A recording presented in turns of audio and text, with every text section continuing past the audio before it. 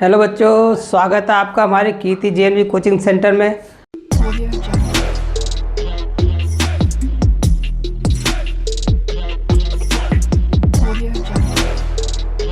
आज हम जवाहर नवोदय विद्यालय में भाषा पर आधारित क्वेश्चन पढ़ेंगे, जिसमें हमें पता है कि जवाहर नवोदय विद्यालय में 4 गद्यांश आते हैं, या जिनको हम बोल सकते हैं अनुच्छेद, है ना, या अवतरण के नाम से भी आता है। उसमें हमारे क्या होता है, गद्यांश में ही कुछ क्वेश्चन ग्रामेटिकल आ जाते हैं, व्याकरण से संबंधित है, जिसमें कहते हैं विलोम शब्द, अनेक शब्दों के लिए शब्द, पर्यायवाची, ये सभी कहते हैं हमारे उसमें आ जाते हैं। कभी कभी मुहावरे भी आते हैं।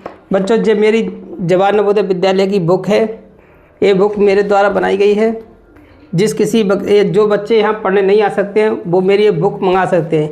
ये बुक अपने आप में बहुत पर्याप्त है। जो बच्चा इस बुक का अध्ययन कर लेता है, उसका जवाहर नवोदय विद्यालय में सिलेक्शन जरूर होता है। जो यहाँ बाहर के बच्चे हैं, उनको ये बुक मैं प्रदान करूँगा। जिसको चाहिए वो मेरे नंबर पर कॉन्टैक्ट करके मुझसे बात कर सकता है। देखो, इसी बुक का मेरा एक सेक्शन है व्याकरण, यानी कि भाषा। जी मेरी बुक का है। देखो, इसमें व्याकरण से आधारित देखो व्यक्ति संज्ञा दी है। देखो संज्ञा, ठीक है, संज्ञा के अभ्यास प्रश्न भी दिए हुए हैं।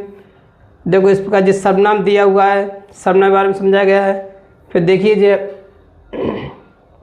एक वचन, बहुवचन, ये भी नवोदय में आते हैं। ये सभी अनुच्छेद में आ जाते हैं। अनुच्छेद में क्वेश्चन दे देते हैं।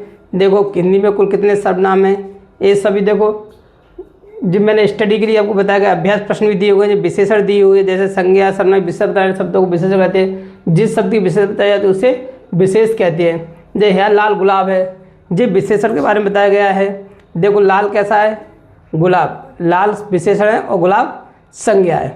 इस प्रकार देखो इसमें देखो जब मैंने स्मरणीय तथ्य हमको ध्यान रखना है। हर चीज़ को मैं टॉपिक वाइज समझाया गया है। देखो इसमें विशेषण पर आधा जी अभ्यास प्रश्न भी दिए हैं, जिससे आप विशेषण पढ़ने के बाद जो भी चैप्टर पढ़ लें, लिंक पढ़ लें, लिंक पढ़ने के बाद फिर उसके बाद में अभ्यास दिए। बहुत अच्छी बुक है। जिसको भी चाहिए बुक इस मेरे नंबर पर संपर्क करके मंगवा सकता है। जी देखिए, आपको ग्रामर सब में मिले, ऐसा नहीं हर बुक में ग्रामर होती, लेकिन ग्रामर को लिखा कैसे गया है, बताया कैसे गया है, वो सब चीज़ें मैंने इसको बहुत सरल भाषा में आपको बताया है। देखो एक वचन, बहुवचन, ये सभी देखो पूरी ग्रामर है। ये देखिए पर्यायवाची भी आते हैं। देखो क्रिया दी हुई है। क्रिया देखो, क्रिया पे मैंने आधा अभ्यास में दिए। धातु का लगने वाली पूर्णकाल क्रिया को क्या कहते हैं, अपूर्ण क्रिया के भेद। देखो मैंने पहले पूरा चैप्टर समझाया, फिर चैप्टर पे आपको अभ्यास प्रश्न भी दिए हुए हैं। देखो क्रिया विशेषण दिया है। ये सब चीज़ें देखो काल दिए गए, वर्तमान काल, भूतकाल, जो क्रिया के रूप। देखो मैंने आपको विशेष क्रिया के होने के समय काल कहते हैं। ये आपको याद करने की चीज़ें, ये सभी पढ़ने लायक चीज़ें हैं। देखो पर्यायवाची शब्द दिए, जो मेन पर्यायवाची मैंने आपको दिए, जो अधिकतर नवोदय में आए हुए हैं और आते हैं सभी। देखो इतना पढ़ लोगे तो पर्याप्त है। देखो पर्यायवाची अभ्यास प्रश्न देखिए विलोम शब्द, और देखिए इनसे आता है। देखो ये सभी मुहावरे हैं, ठीक है। जिन आपके अनुच्छेद में आते हैं, जो आपके 4 अनुच्छेद आते हैं, उसी के अंदर हमको पता है एक एक नंबर से हम अपना सिलेक्शन रुक जाता है और सिलेक्शन हो जाता है। मान लो किसी के 72 नंबर आ गए, किसी के 73 वाला चला जाएगा, 72 वाला रह जाएगा। इस प्रकार से हमारा एक एक चीज़ मायने रखता है। देखो आपको दिख रहा होगा, देखिए देखो ये देखिए आपको एक एक चीज़ दिखा रहे हैं, आप तसल्ली से देखिए। ये मेरे हिंदी व्याकरण का पोर्शन है। देखो अब जी आ जाते, देखो हमारे जी आप इसकी जब मैंने क्वेश्चन दिए व्याकरण की उत्तर कुंजी है। देखो जी आपका भाषा खंड हिंदी, जे हमारे अनुच्छेद है। इसमें मैंने विगत वर्षों पूछे गए अनुच्छेद ही बताएं, जो पिछली परीक्षा देखो 2023 में आया जो प्रश्न गद्यांश।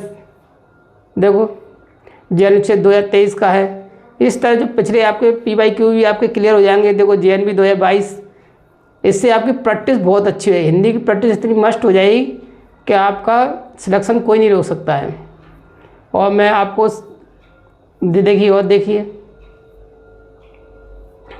आप इन अनुच्छेद को हम कैसे करते हैं। आज मैं आपको अनुच्छेद करना सिखाऊंगा कि हम किसी भी अनुच्छेद को किस प्रकार से सॉल्व करते हैं। हमें मालूम है कि अनुच्छेद क्या होता है, एक कहानी होती है, किसी के जीवन के बारे में होता है। उस पर हम उसको पढ़ते हैं, फिर उसको हम सॉल्व करते हैं। देखिए देखो जी अनुच्छेद देखिए, JNB 2017 में आया हुआ है जी। देखो ये देखिए JNB 2017, जब पिछली वर्ष परीक्षा पूछे गए सभी प्रश्न है। देखिए ये देखो बैनी सिटी में उत्तर में स्थित एक अनोखा सुंदर नगर है। ये देखो कोई, अभी मैं आपको देखो और देख लिए, और मैंने इसमें 100 गद्यांश आपको दिए गए हैं, जबकि अन्य बुक में आप देखेंगे 40 से 50 गद्यांश मिलते हैं। इसमें 100 से 150 गद्यांश है। यदि 150 गद्यांश का हमने प्रैक्टिस कर लिया तो हम कुछ भी, हमारे लिए गद्यांश करना बहुत सिंपल हो जाएगा। देखो अपन कुछ भी कर, देखिए आपको दिख रहा होगा। देखो अब हम एक आध गद्यांश आपको करके दिखाएंगे। देखो मैंने आपको बता दिया किस पर गद्यांश। देखो सबसे पहले हम क्या करेंगे, देखो गद्यांश को पढ़ेंगे। देखो क्या दिया, नरेंद्र मोदी भारत के 14वें प्रधानमंत्री जो 2014 में चुने गए थे। श्री नरेंद्र मोदी 2021 से 2014 गुजरात के मुख्यमंत्री रहे। देखो क्वेश्चन हम गद्यांश देख के ही बना सकते हैं। प्रश्न बनता है कि नरेंद्र मोदी गुजरात के मुख्यमंत्री कब रहे, तो हमारा जी आंसर मिल जाएगा 2001 से 2014 के बीच। तो हम कह सकते हैं 2001 से 2014 तक हमारे मुख्य प्रधानमंत्री श्री नरेंद्र मोदी 2001 से 2014 तक गुजरात के मुख्यमंत्री रहे। प्रश्न इसमें दिया भी हो सकता नहीं, क्वेश्चन बना भी सकते हैं। देखो अब हुआ 1970 RSS सामने प्रश्न बनता है, प्रश्न बना दो कि माननीय श्री नरेंद्र मोदी RSS में कब शामिल हुए, तो हम कह सकते हैं 1970 में। बीजेपी में उनका जन्म कब, प्रश्न बनता है माननीय नरेंद्र मोदी का जन्म कब हुआ था, तो हम उसमें ऑप्शन में दिया होगा 17 सितंबर 1950 या 1950 या 17 सितंबर। तो हम कैसे, उनका जन्म कहाँ हुआ था, तो हम कैसे बड़नगर गुजरात में, या तो गुजरात दिया होगा या बड़नगर दिया, या दोनों चीज़ दी होगी। उनके पिता का नाम मूलचंद मोदी था। प्रश्न बनता है कि माननीय श्री नरेंद्र मोदी के पिता का नाम क्या था, हम कह देंगे मूलचंद। उनकी माता का नाम क्या था, हम कह देंगे हीराबेन। ये सभी हमारे इसमें दिए हुए, देखो जी दिए हुए हैं, तो हम इस तरह से पता कर सकते हैं। ठीक है, अब वह यूपी के वाराणसी से निर्वाचित से सांसद सदस्य हैं। अब प्रश्न बता है माननीय नरेंद्र मोदी कहाँ से सांसद है, तो संसद सदस्य है। तो संसद कहाँ से है, वाराणसी। वाराणसी प्रश्न बनता है वाराणसी कहाँ है, तो हम कह सकते हैं यूपी। यूपी मतलब उत्तर प्रदेश भी दिया हो सकता है, इसमें हमको यूपी दिया है, ऑप्शन में उत्तर प्रदेश भी दे सकता है। तो हम पूछे उत्तर प्रदेश दिया नहीं है, तो हम यूपी को शॉर्टकट, उत्तर प्रदेश को शॉर्टकट में यूपी बोलते हैं। 18 वर्ष की उन्होंने जसोदाबेन मोदी से विवाह किया था। उन्होंने किससे विवाह किया था, तो हम कहते हैं जसोदाबेन मोदी से, है ना।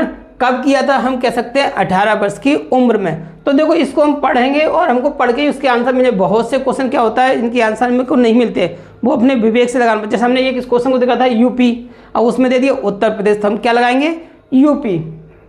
ठीक है, नरेंद्र मोदी गुजरात के राज्य के रेलवे स्टेशन चाय बेचते। प्रश्न बनता है नरेंद्र मोदी प्रधानमंत्री बनने से पहले क्या करते थे, तो हम कहते हैं रेलवे स्टेशन पर चाय बेचते थे। प्रधानमंत्री मंत्रिपरिषद प्रमुख होता है, प्रधानमंत्री मंत्रिपरिषद का प्रमुख होता है। मंत्रिपरिषद का प्रमुख कौन होता है, तो हम कह सकते हैं प्रधानमंत्री। अभी कौन है प्रधानमंत्री, नरेंद्र मोदी। अब देखो हम कहते हैं नरेंद्र मोदी का जन्म 17 सितंबर, हमने देखा 17 सितंबर। इसके बाद क्या दिया 1950, तो 1950 कहाँ है, जीरा। तो इसका आंसर क्या हो गया 1950। तो आपको समझ में आ रहा होगा। देखो आप समझने की कोशिश करेंगे तो बिल्कुल समझ में आएगा। अब उसकी माँ का नाम क्या था, अभी हमने पढ़ा था उनका नाम। देखो उनके पिता का नाम मूलचंद था और माता का नाम क्या था, हीराबेन मोदी। तो हमको कहाँ मिल गया, हीराबेन मोदी। तो हमारा जी ऑप्शन, तो हमारा क्या होता है 227 के आगे ABCD इस तरह से हमारे गोला बने होंगे।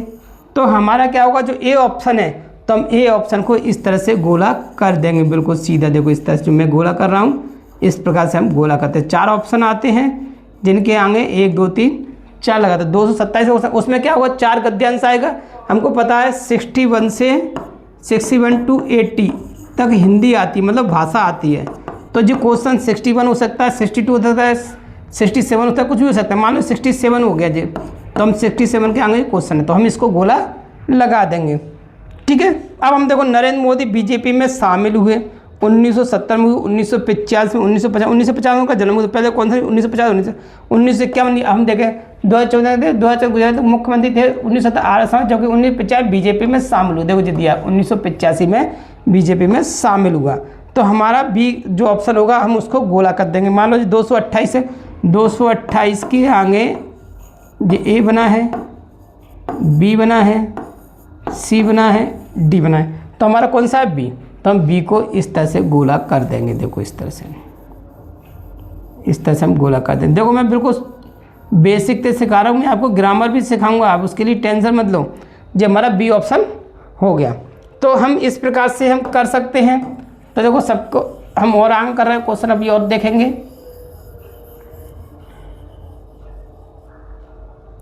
ठीक है, देखो राजनीति से पहले हुआ थे, क्या थे, सरकारी कर्मचारी थे नहीं, बुक सेलर तो थे नहीं, क्या करते थे, वो चाय बेचते थे। तो हमारा कौन सा ऑप्शन हो गया, 230 का सी हो गया।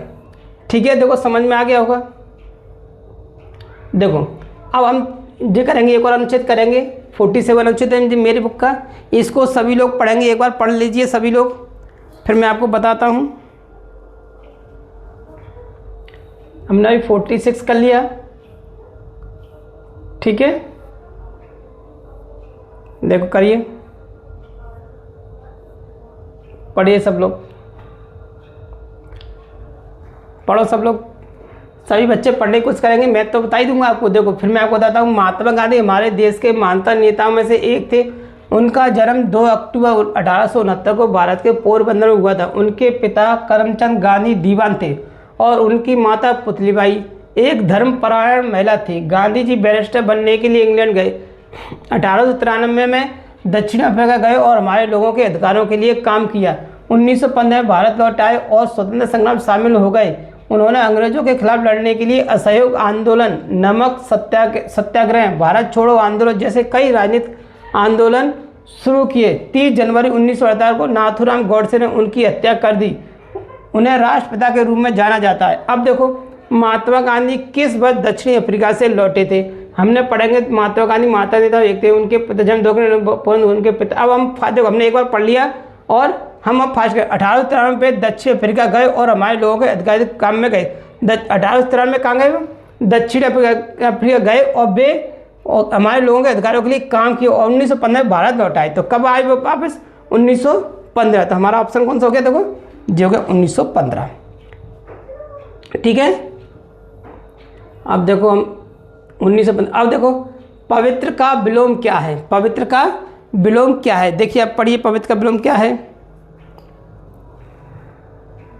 अब मैंने आपको बताया था ना अभी क्या विलोम शब्द भी इसमें, देखो पवित्र का विलोम शब्द, देखो भक्त, भक्त तो हो नहीं सकता, दिव्य तो हो नहीं सकता, साफ तो हो नहीं सकता, तो क्या पवित्र का उल्टा क्या होता है, विलोम मतलब उल्टा, विपरीतक, अपवित्र। क्या हो गया, अपवित्र। गांधी जी बैरिस्टर बनने के लिए गए। गांधी जी बैरिस्टर बनने के लिए कहाँ गए, हमने पढ़ देखा। देखो हम फिर दोबारा पढ़ते हैं, गांधी जी बनने के लिए कहाँ गए। देखो हमारे जो माता नेता थे उनका 2 अक्टूबर जन्म भारत पूर्ण, उनके पिता गांधी जी थे, उनके पुतलीबाई धर्मपाल थे। गांधी जी बैरिस्टर बनने के लिए इंग्लैंड गए। देखो जिनका बैरिस्टर बनने के लिए कहाँ गए, इंग्लैंड गए। तो हमारा कौन सा ऑप्शन हो गया, देखो इंग्लैंड, बी ऑप्शन हो गया। गांधी जी को पिता के रूप में जाना जाता है, तो हम क्या पढ़ा था हमने, राष्ट्रपिता के रूप से। किसके नाम थे, राष्ट्रपिता। देश पिता तो उसमें कहीं देखो दुनिया पिता बोला नहीं, उसमें कहीं राज्य पिता बोले। देश पिता और राष्ट्रपिता हमारे 2 हो सकते हैं, तो हमारे राष्ट्रपिता किसके नाम से जाना था, राष्ट्रपिता। गांधी जी ने के खिलाफ लड़ने के लिए विभिन्न आंदोलन किए। तो किसके खिलाफ लड़ने के लिए आंदोलन किए, आप देखो हमने अभी यार पढ़ा था, अपने द्वारा पढ़ेंगे, इसको पढ़िए आपने। देखो हम इसको पढ़ेंगे, उन्होंने अंग्रेजों के खिलाफ, देखो लगा उन्होंने अंग्रेजों के खिलाफ लड़ने के लिए। तो किसके खिलाफ लड़ने के लिए, अंग्रेजों के खिलाफ। तो हमारा ए ऑप्शन हो गया। इसी प्रकार से हम देखो इसको पढ़िए, थोड़ा सा और बढ़ाकर तो शायद आपको ना देखें, साफ साफ दिखने लग जाएगा। हाँ अब देखिए, पढ़ो सब लोग पढ़िए।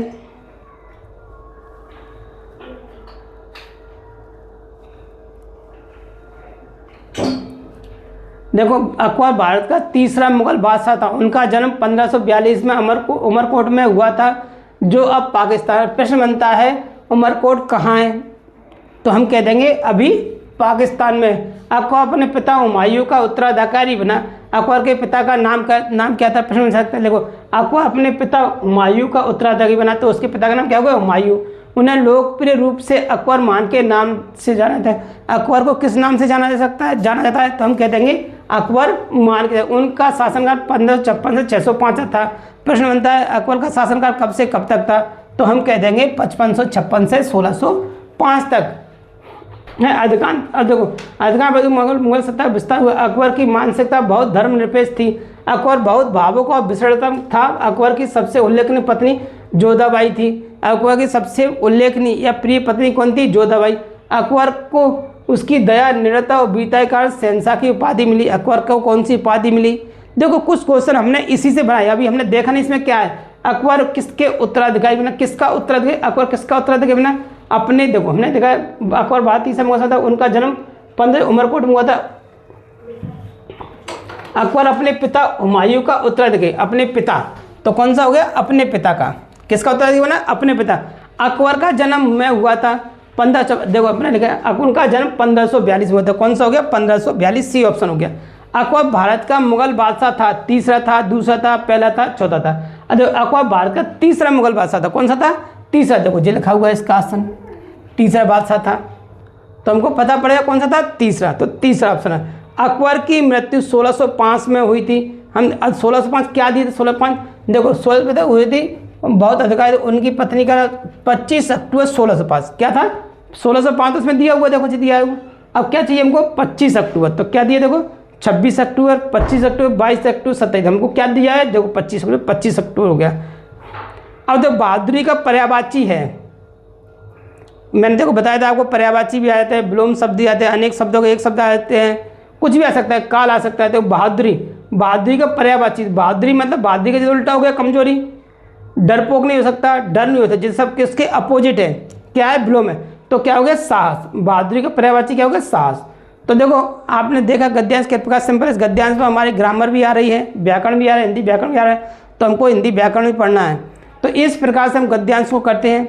आशा करता हूँ आपको कहते हैं मेरी वीडियो पसंद आई होगी। वीडियो पसंद आई है तो वीडियो को लाइक एंड शेयर जरूर करें।